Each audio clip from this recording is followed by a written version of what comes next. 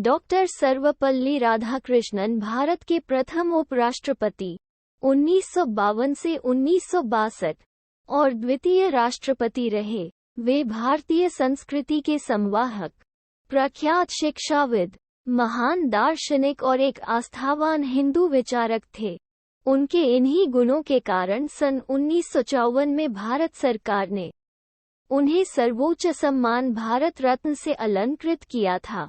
उनका जन्मदिन 5 सितंबर भारत में शिक्षक दिवस के रूप में मनाया जाता है।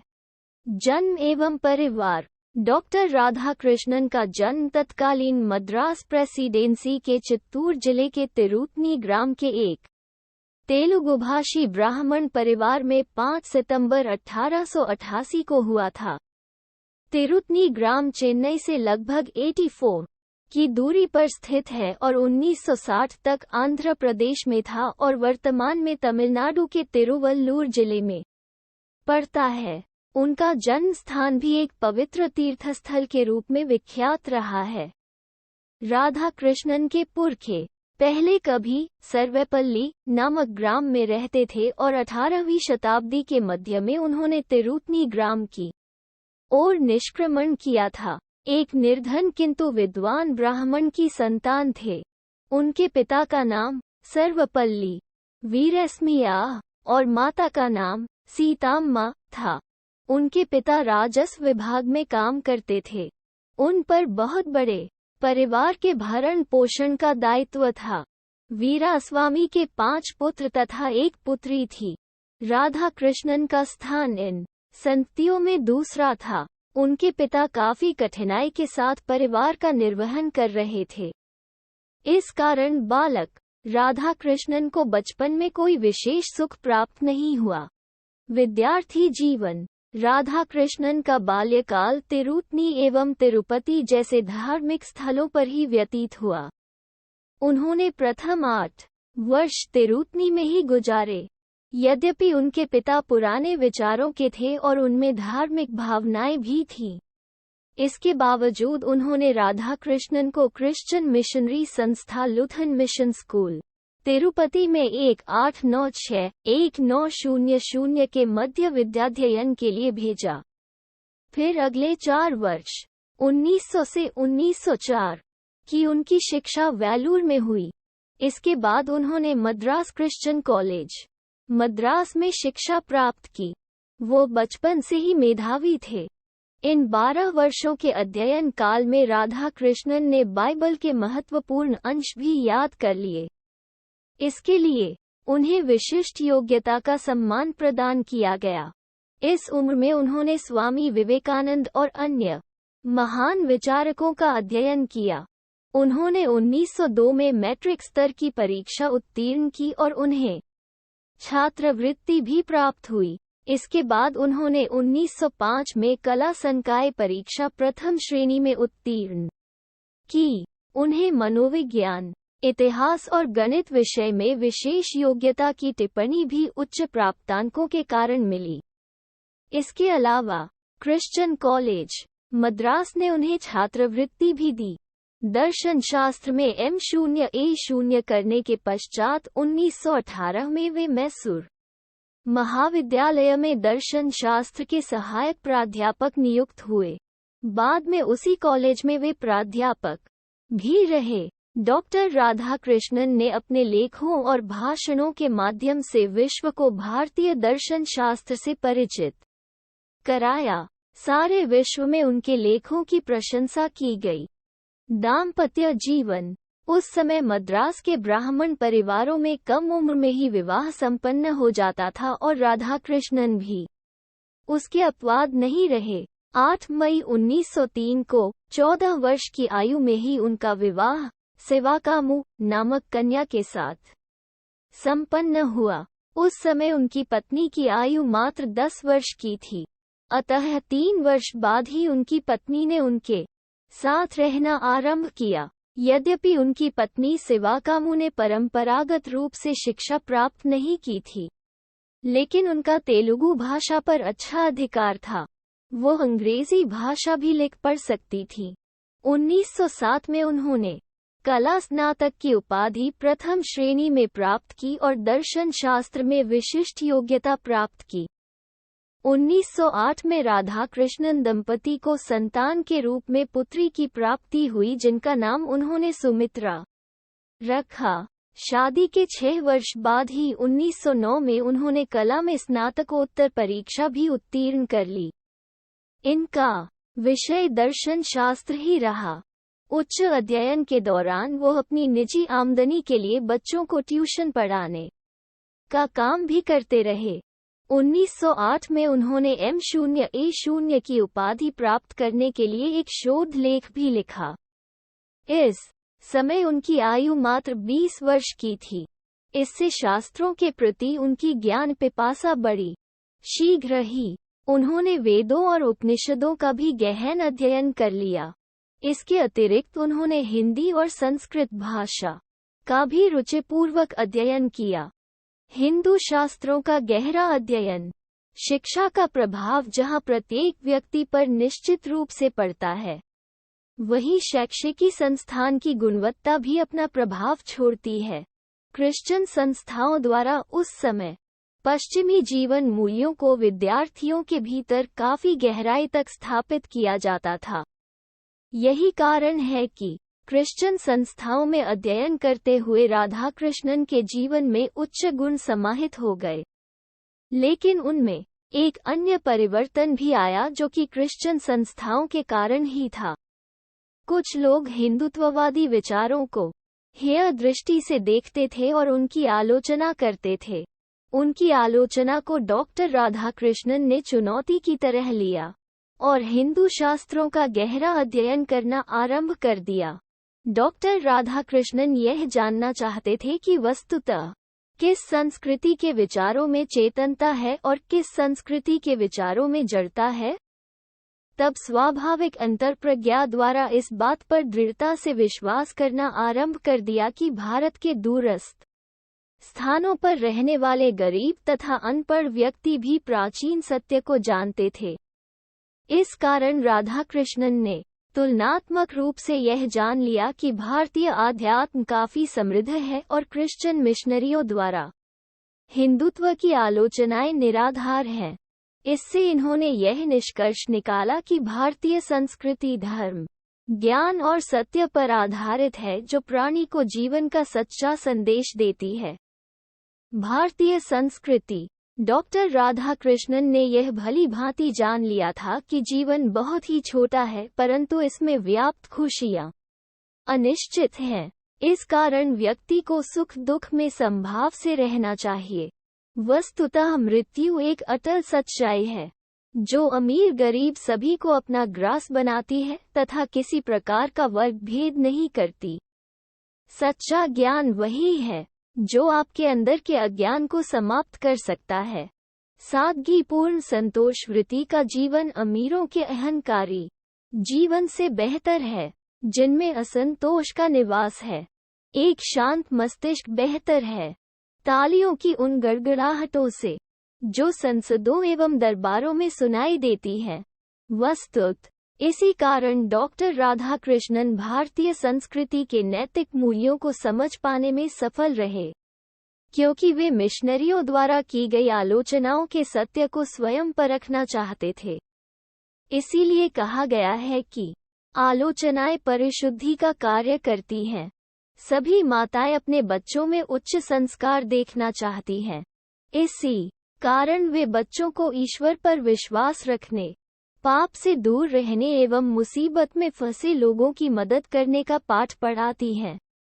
डॉक्टर सर्वपल्ली राधाकृष्णन ने यह भी जाना कि भारतीय संस्कृति में सभी धर्मों का आदर करना सिखाया गया है और सभी धर्मों के लिए समता का भाव भी हिंदू संस्कृति की विशिष्ट पहचान है। इस प्रकार उन्होंने भारतीय संस्कृति की विशिष्ट पहचान को समझा और उसके काफी नजदीक हो गए। जीवन दर्शन, डॉक्टर राधाकृष्णन समूचे विश्व को एक विद्यालय मानते थे।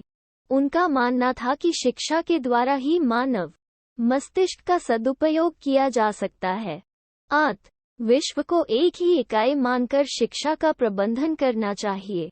ब्रिटेन के एडिनबर्ग विश्वविद्यालय में दिए। अपने भाषण में डॉक्टर सर्वपल्ली राधाकृष्णन ने कहा था, मानव को एक होना चाहिए। मानव इतिहास का संपूर्ण लक्ष्य मानव जाति की मुक्ति तभी संभव है जब देशों की नीतियों का आधार पूरे विश्व में शांति की स्थापना का प्रयत्न हो। डॉक्टर राधाकृष्णन अपनी बुद्धि से परिपूर्ण व्याख्याओं, आनंददायी अभिव्यक्तियों और हल्की गुदगुदाने वाली कहानियों से छात्रों को मंत्रमुग्ध कर देते थे।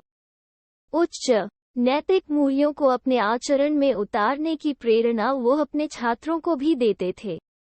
वो जिस भी विषय को पढ़ाते थे, पहले स्वयं उसका गहन अध्ययन करते थे। दर्शन जैसे गंभीर विषय को भी वो अपनी शैली से सरल, रोचक और प्रिय बना देते थे। इसलिए इनके जन्मदिवस को शिक्षक दिवस के रूप में मनाते हैं। अध्यवसाय जीवन 1909 में 21 वर्ष की उम्र में डॉक्टर राधाकृष्णन ने मद्रास प्रेसिडेंसी कॉलेज में कनिष्ठ व्याख्याता के तौर पर दर्शन शास्त्र पढ़ाना प्रारंभ किया। यह उनका परम सौभाग्य था कि उनको अपनी प्रकृति के अनुकूल आजीविका प्राप्त हुई थी। यहाँ उन्होंने 7 वर्ष तक न केवल अध्यापन कार्य किया अपितु स्वयं भी भारतीय दर्शन और भारतीय धर्म का गहराई से अध्ययन किया। उन दिनों व्याख्याता के लिए यह आवश्यक था कि अध्यापन हेतु वो शिक्षण का प्रशिक्षण भी प्राप्त करे। इसी कारण 1910 में राधाकृष्णन ने शिक्षण का प्रशिक्षण मद्रास में लेना आरंभ कर दिया। इस समय इनका वेतन मात्र 37 रुपये था। दर्शन शास्त्र विभाग के तत्कालीन प्रोफेसर राधाकृष्णन के दर्शन शास्त्रीय ज्ञान से अत्यंत अभिभूत हुए। उन्होंने उन्हें दर्शन शास्त्र की कक्षाओं से अनुपस्थित रहने की अनुमति प्रदान कर दी, लेकिन इसके बदले में यह शर्त रखी कि वो उनके स्थान पर दर्शन शास्त्र की कक्षाओं में पढ़ा दें।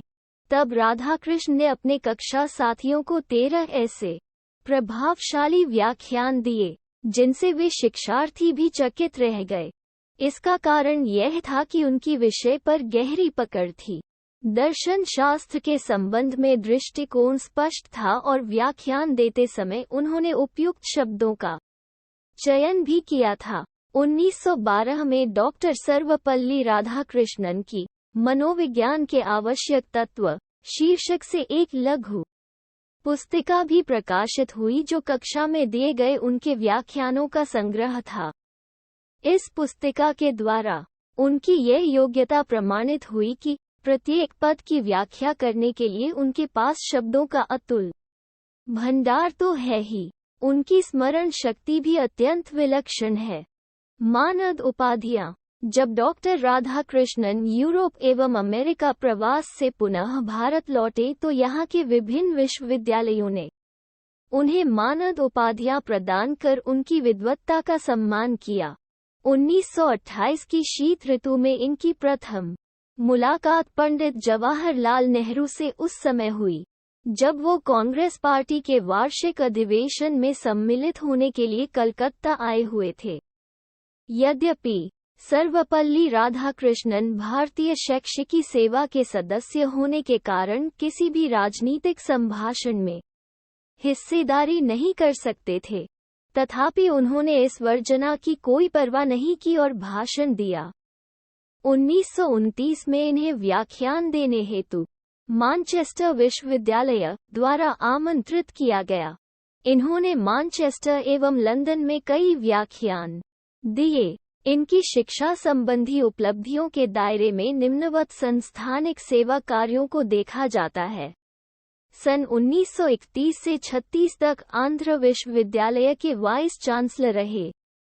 ऑक्सफोर्ड विश्वविद्यालय में 1936 से 1952 तक प्राध्यापक रहे। कलकत्ता विश्वविद्यालय के अंतर्गत आने वाले जॉर्ज पंचम कॉलेज के प्रोफेसर के रूप में 1937 से 1941 तक कार्य किया। सन 1939 से 48 तक काशी हिंदू विश्वविद्यालय के चांसलर रहे। 1953 से 1962 तक दिल्ली विश्वविद्यालय के चांसलर रहे। 1946 में यूनेस्को में भारतीय प्रतिनिधि के रूप में अपनी उपस्थिति दर्ज कराई। राजनीतिक जीवन। सर्वपल्ली राधाकृष्णन की यह प्रतिभा थी कि स्वतंत्रता के बाद इन्हें संविधान निर्मात्री सभा का सदस्य बनाया गया। वे 1947 से 1949 तक इसके सदस्य रहे।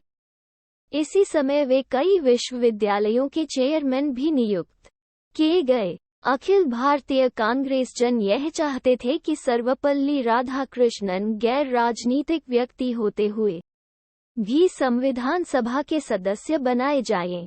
जवाहरलाल नेहरू चाहते थे कि राधाकृष्णन के संभाषण एवं वक्तृत्व प्रतिभा का उपयोग 14-15 अगस्त 1947 की रात्रि को उस समय किया जाए जब संविधान सभा का ऐतिहासिक सत्र आयोजित हो। राधाकृष्णन को यह निर्देश दिया गया कि वे अपना संबोधन रात्रि के ठीक 12 बजे समाप्त करें, क्योंकि उसके पश्चात ही नेहरू जी के नेतृत्व में संवैधानिक संसद द्वारा शपथ ली जानी थी। राजनयिक कार्य। सर्वपल्ली राधाकृष्णन ने ऐसा ही किया और ठीक रात्रि 12 बजे अपने संबोधन को विराम दिया। पंडित नेहरू और राधाकृष्णन के अलावा किसी अन्य को इसकी जानकारी नहीं थी। आज़ादी के बाद उनसे आग्रह किया गया कि वह मातृभूमि की सेवा के लिए विशिष्ट राजदूत के रूप में सोवियत संघ के साथ राजनयिक कार्यों की पूर्ति करें। इस प्रकार विजयलक्ष्मी पंडित का इन्हें नया उत्तराधिकारी चुना गया। पंडित नेहरू के इस चयन पर कई व्यक्तियों ने आश्चर्य व्यक्त किया कि एक दर्शनशास्त्री को राजनयिक सेवाओं के लिए क्यों चुना गया। उन्हें यह संदेह था कि डॉक्टर राधाकृष्णन की योग्यताएं सौंपी गई जिम्मेदारी के अनुकूल नहीं हैं। लेकिन बाद में सर्वपल्ली राधाकृष्णन ने यह साबित कर दिया कि मॉस्को में नियुक्त भारतीय राजनयिकों में वे सबसे बेहतर थे। वे एक गैर परंपरावादी राजनयिक थे, जो मंत्रणाएं देर रात्रि होती थी। वे उनमें रात्रि 10 बजे तक ही भाग लेते थे, क्योंकि उसके बाद उनके शयन का समय हो जाता था। जब राधाकृष्णन एक शिक्षक थे, तब भी वे नियमों के दायरों में नहीं बंधे थे। कक्षा में यह 20 मिनट देरी से आते थे और 10 मिनट पूर्व ही चले जाते थे। इनका कहना था कि कक्षा में इन्हें जो व्याख्यान देना होता था, वो 20 मिनट के पर्याप्त समय में संपन्न हो जाता था। इसके उपरांत भी यह विद्यार्थियों के प्रिय एवं आदरणीय शिक्षक बने रहे। उपराष्ट्रपति। 1952 में सोवियत संघ से आने के बाद डॉक्टर राधाकृष्णन उपराष्ट्रपति निर्वाचित किए गए। संविधान के अंतर्गत उपराष्ट्रपति का नया पद सृजित किया गया था। नेहरू जी ने इस पद हेतु राधाकृष्णन का चयन करके पुनः लोगों को चौंका दिया। उन्हें आश्चर्य था कि इस पद के लिए कांग्रेस पार्टी के किसी राजनीतिज्ञ का चुनाव क्यों नहीं किया गया। उपराष्ट्रपति के रूप में राधाकृष्णन ने राज्यसभा में अध्यक्ष का पदभार भी संभाला। सन 1952 में वे भारत के उपराष्ट्रपति बनाए गए। बाद में पंडित नेहरू का यह चयन भी सार्थक सिद्ध हुआ, क्योंकि उपराष्ट्रपति के रूप में एक गैर राजनीतिज्ञ व्यक्ति ने सभी राजनीतिज्ञों को प्रभावित किया। संसद के सभी सदस्यों ने उन्हें उनके कार्य व्यवहार के लिए काफी सराहा। इनकी सदाशयता, दृढ़ता और विनोदी स्वभाव को लोग आज भी याद करते हैं। शिक्षक दिवस। हमारे देश के द्वितीय किंतु अद्वितीय राष्ट्रपति डॉक्टर सर्वपल्ली राधाकृष्णन के जन्मदिन 5 सितंबर को प्रतिवर्ष शिक्षक दिवस के रूप में मनाया जाता है। इस दिन समस्त देश में भारत सरकार द्वारा श्रेष्ठ शिक्षकों को पुरस्कार भी प्रदान किया जाता है। भारत रत्न। यद्यपि उन्हें 1931 में ब्रिटिश साम्राज्य द्वारा सर की उपाधि प्रदान की गई थी, लेकिन स्वतंत्रता प्राप्ति के पश्चात उसका औचित्य डॉक्टर राधाकृष्णन के लिए समाप्त हो चुका था।